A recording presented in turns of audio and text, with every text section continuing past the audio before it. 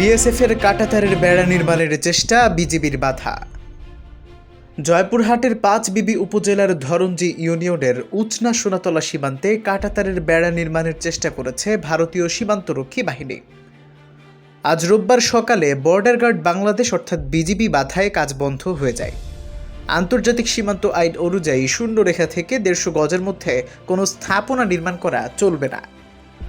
BGB ও স্থানীয় সূত্রে জানা গেছে, ভারত সীমান্তের গয়েশপুর ও বাংলাদেশ সীমান্তের সোনাতলা অংশে কাঁটাতারের বেড়া নেই। বিএসএফ 5 দিন ধরে রাতের বেলা ওই অংশের 280 নম্বর মেইন পিলারের সাব পিলার 12 ও 13 নম্বরে শূন্যরেখার 10 গজের মধ্যে কাঁটাতারের বেড়া নির্মাণের কাজ শুরু করে। স্থানীয় লোকজন বিষয়টি দেখে বিজিবিকে জানান। এরপর গতকাল শনিবার কাঁটাতারের বেড়া দেওয়ার কাজ বন্ধ রাখে বিএসএফ। আজ সরজমিনে গিয়ে দেখা যায়, আজ সকালে আবার কাঁটাতারের বেড়া নির্মাণের কাজ শুরু করেছে তারা। বিজিবি বাধা দিলে দুপুরে 280 নম্বর মেইন পিলারের 15 নম্বর সাব পিলারে বিএসএফ বিজিবি পতাকা বৈঠক অনুষ্ঠান অনুষ্ঠিত হয়। এরপর থেকে বেড়া নির্মাণের কাজ বন্ধ রেখেছে বিএসএফ। সোনাতলা গ্রামের মোহাম্মদ শাহজাহান বলেন, 5 দিন ধরে কাঁটাতারের বেড়া দিয়ে কাজ শুরু করে বিএসএফ।